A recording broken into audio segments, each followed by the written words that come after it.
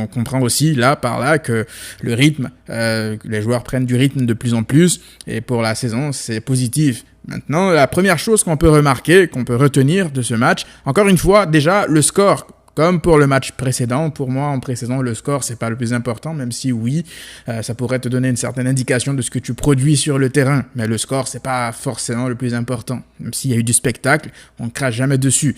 Maintenant, faut pas non plus s'enflammer parce que ça reste une équipe, c'est vrai, pas très forte. Après, on va pas non plus bouder notre plaisir parce que c'est une équipe faible. Non, si tu veux revenir au plus haut niveau, ça commence par les échelons plus bas. Et donc, les plus bas, les plus faibles, tu dois montrer que tu es forcément supérieur à eux. Et si tu es capable de le montrer de manière vraiment dominante comme ce soir, c'est très intéressant de le faire. Donc, la première chose à retenir dans ce match, c'est déjà la profondeur de banc du Barça, la qualité de l'effectif du Barça. Parce que lorsqu'on regarde le 11 de départ, moi, ce qui me frappe tout de suite, ce n'est pas le 11, mais le banc des remplaçants. Parce que lorsque tu regardes le banc des remplaçants, ce sont des joueurs aujourd'hui qui seraient pour la plupart titulaires dans pas mal de grands clubs aujourd'hui. Maintenant, le 11 titulaire qu'on aligne pour la première mi-temps en tout cas, c'est un 11 pour moi qui pourrait être titulaire en Liga par exemple, pour des matchs compétitifs. Alors il y a encore, oui, quelques trous qui peuvent être améliorés dans ce 11 de départ, mais pour moi c'est un 11 qui pourrait être très compétitif.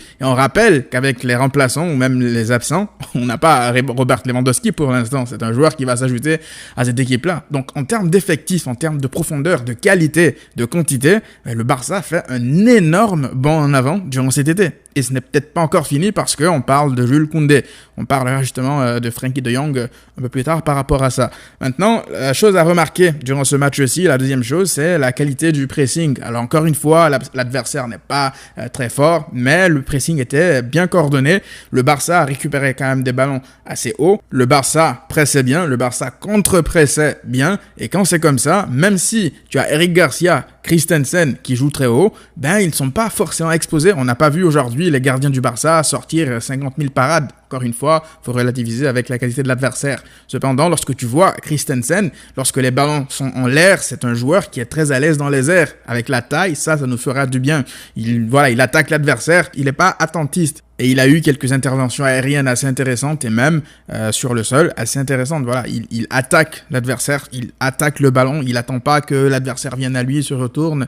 Ça c'est vraiment bien. On va voir comment ça évolue aussi pour lui, mais ça reste un profil pour moi intéressant. Christensen. On avance avec Nico Gonzalez qui a joué une fois de plus à ce poste de 6. Quand je disais qu'il y a des choses à retenir durant ce match pour l'avenir, l'avenir à court terme pour cette saison, Nico Gonzalez en 6, ça fait clairement partie des premières choses à retenir de cette pré-saison depuis le début. Parce que là, ça fait 2 matchs qu'il joue non seulement en 6, mais qu'il joue très bien en 6. Sur ce deuxième match, pour moi, c'était son meilleur match en 6, depuis que j'ai commencé à le voir, en tout cas, avec l'équipe première du Barça. Il a eu quelques matchs en 6 la saison passée, mais c'était pas très ça. Là, on l'a vu sur ce match-là, il a récupéré pas mal de ballons, il a protégé aussi les centraux. Si les centraux n'ont pas été autant exposés, c'est parce que Nico faisait aussi ce rôle d'essuie-glace, et ça se voit que c'est un joueur formé à la Masia, parce que les lignes de passe, il sait les casser, et athlétiquement, pour moi, il est beaucoup plus intéressant que Busquets. Athlétiquement, je dis pas qu'il est plus fort que Busquets, nuance, venez pas attraper ma veste là, non.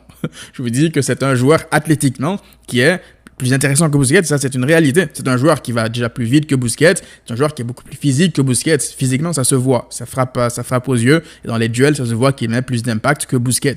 Donc je pense que Nico, ça pourrait être une alternative pour l'avenir très intéressante à ce poste. Je pense qu'avec quelques notions tactiques par-ci, par-là, ça peut être une option pour l'avenir, donc on va surveiller ça. De l'autre côté, on a encore une fois Franck Kessié qui fait un meilleur match que son match précédent. Encore une fois que 45 minutes, mais là encore, Franck Kessié, il m'a impressionné. Et là, c'est encore une fois avec le ballon qu'il m'a impressionné. Alors, il a perdu le ballon de mémoire une fois, parce qu'il était pressé par derrière, il faisait pas attention, il s'est fait chipper le ballon. Mais en dehors de ça, son match pour moi, ces 45 minutes, c'était de très haut niveau, parce qu'il se proposait énormément entre les lignes, il aidait beaucoup en attaque, il a failli offrir, je pense, pas mal de ballons de but à ses partenaires, il a même failli marquer lui-même. Ça se voit que c'est un joueur quand même assez cérébral, c'est pas un joueur qui va bourriner, tirer à la première intention, c'est un joueur qui sait calmer le jeu, quand même apporter un certain calme avant de déclencher par exemple ses frappes. C'est un joueur qui s'associe très bien avec ses partenaires. C'est un joueur qui fait les choses de la manière la plus simple possible pour faciliter les choses pour l'équipe. C'est pas un joueur qui a du superflu en gros dans son jeu. Donc j'ai hâte de voir Kessié davantage. Et comme je l'ai dit, s'il continue sur cette lancée-là en saison, en match officiel, moi je pense que Kessié il va pas très longtemps rester sur le banc. En tout cas, il va avoir encore plus de minutes qu'on ne le pensait. Lorsqu'on voit ses qualités, en tout cas avec et sans ballon, ce qui est pour moi quelque chose qui frappe aux yeux. À chaque contact physique, tu as l'impression que son adversaire il fait des saltos arrière, il voltige dans les airs. C'est un mec super costaud. Donc on verra bien comment ça va se passer aussi pour Kessié. Ensuite, Ansu Fati, le petit Ansu qui reprend du rythme petit à petit. Ça se voyait même en début de match, il avait un peu de mal. Voilà, il perdait un peu de ballon, il faisait pas forcément les meilleurs choix. Mais plus le match avançait, plus il était intéressant, que ce soit dans les dribbles, que ce soit dans les choix et cette finition. On ne présente plus la finition du Ansu Fati. Il a une seule occasion franche, mais il fusille le gardien. Il ne lui laisse aucune chance. Et ça, tu associes ça à Lewandowski qui lui aussi ne laisse vraiment aucune chance au gardien. Voilà, c'est deux tueurs pour moi dans la surface de réparation. S'ils se retrouvent en position de tir idéal, ces deux-là. Dieu seul sait combien le Barça pourrait marquer de buts la saison qui arrive. Donc, j'espère qu'il continuera à progresser, à retrouver du rythme, parce que c'est le rythme le plus important pour lui actuellement. Et lui, je pense que s'il est à 100%, on risque d'avoir une saison incroyable en association avec les autres joueurs. Et comment ne pas parler de Rafinha, monsieur Rafinha. Premier match, 1 but, 2 passes décisives, s'il vous plaît. Il n'a pas de temps à perdre, ce monsieur-là. T'as pas de temps à perdre. C'est un joueur qui est super intéressant. Alors, lui, ça frappe aux yeux tout de suite quelles sont ses qualités. Rafinha, on le disait ici il y a déjà quelques jours, Rafinha, pour moi, c'est un milieu, en gros, qui joue sur l'aile. C'est un joueur, c'est un ailier qui a l'âme de milieu de terrain. Dans le jeu associatif, Rafinha, ça se voit qu'il apporte énormément dans le jeu. Pour le collectif, c'est une bénédiction d'avoir des joueurs comme ça, repiqués comme ça dans l'axe pour trouver le meilleur angle de passe pour servir des caviars à ses coéquipiers. Preuve en est, il termine le match avec deux passes décisives, une pour Aubameyang et une pour Ansu. Pour moi, la passe pour Ansu elle est encore plus impressionnante que celle pour Oba, parce que celle sur Oba, c'est vraiment une action collective. Là, tu sens l'apport du joueur collectivement parce qu'il enchaîne des 1-2 avant de se battre et remettre le ballon pour Oba derrière. Et l'action pour Ansu, ça se voit, la qualité, le dosage qu'il met sur le ballon, ben ça permet à Ansu de ne même pas avoir quasiment à contrôler le ballon, juste à fusiller le gardien.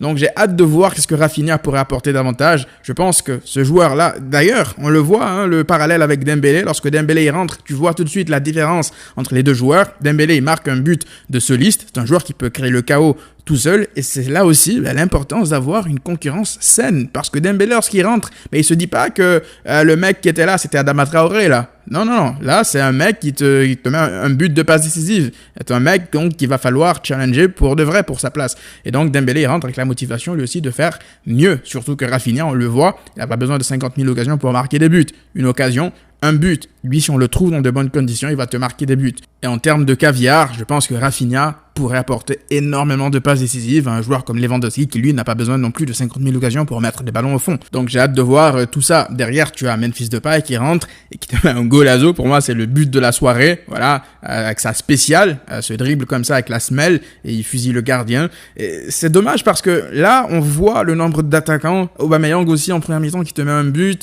Je veux dire, c'est dommage pour Memphis, mais les places en attaque, elles seront bouchées en fait, parce que Ferran il va revenir, parce que Lewandowski va arriver, ça va être compliqué. Donc moi je pense que pour son bien à Memphis, ça serait bien qu'il se trouve un club, après pas non plus un club moyen. Là. Moi je le verrais bien dans un club anglais, je sais pas moi, Arsenal, Tottenham, même l'Atlético Madrid, des clubs comme ça, la Juventus, de bons clubs je veux dire, pas des clubs moyens. Donc je pense que pour son bien, il devrait songer vraiment à voir ailleurs pour ses minutes, mais s'il reste, là c'est le Barça qui ressort gagnant, parce que tu as un Memphis comme ça, en sortie de banc, en joker, parce qu'il va pas jouer des masses, sauf s'il est vraiment bon, et que Ferran par exemple n'est pas bon, pour moi, pourquoi pas. Derrière, tu as Gavi qui rentre pour rappeler au monde pourquoi est-ce qu'on pense que c'est un crack. Voilà, le mec il entre, un but, et il a été tellement fort Gavi lorsqu'il est entré, qu'on n'a quasiment pas remarqué Pablo Torre qui lui aussi fait une bonne entrée. Pourtant Gavi a attiré toute la lumière, même le coup franc qu'il s'était procuré avec ses contrôles orientés, sa spéciale, c'est lui qui a voulu prendre le coup franc alors que je pense que Pablo Torre aurait été meilleur. Mais voilà, Gavi, lui encore une fois, au milieu, il y a de la qualité, il y a de la jeunesse, donc voilà, ça va être extrêmement intéressant de suivre tout ça. Et comment ne pas parler du cas Frenkie de Jong. Frenkie de Jong, j'ai vu sur Twitter des débats comme quoi c'est un peu irrespectueux de le faire jouer en défense centrale.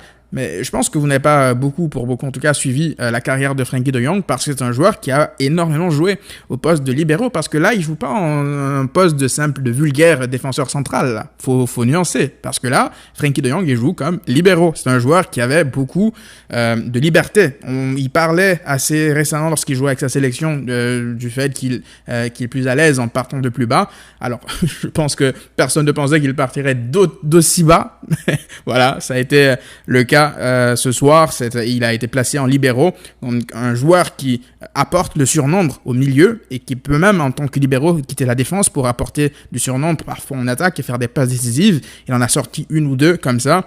Maintenant, s'il reste, je ne pense pas que ça serait une position à laquelle il jouerait tous les matchs. Je pense que ça serait une option disponible comme ça, qui pourrait être intéressante. C'est une expérimentation, il me semble, parce que faut pas l'oublier, sous Koeman, il a joué pas mal de matchs comme ça, notamment, il me semble, le match contre Paris au retour, il jouait comme libéraux, pas mal de matchs, il a joué à ce poste, il a été super intéressant.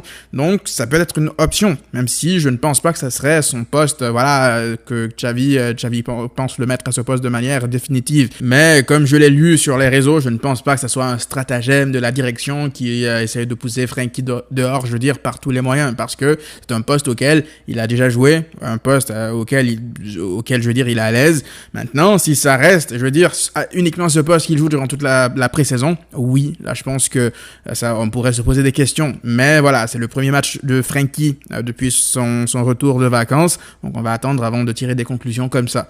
Mais globalement, voilà, ça reste encore une fois un match plutôt plaisant. On a vu, des joueurs prendre du plaisir. Le seul joueur pour moi qui était vraiment en dessous, c'est encore une fois Abdé dans les choix. Je pense que lui, soit il va repartir en B, soit il sera prêté. Mais voilà, les places en attaque, elles vont coûter super cher. Il n'est plus au niveau auquel il évoluait, je veux dire, la saison dernière. Ça a bien dépanné Abdé. Mais voilà, les places vont être super compliquées à arracher la saison qui arrive. Donc on attend Lewandowski. Le prochain match sera contre le Real Madrid.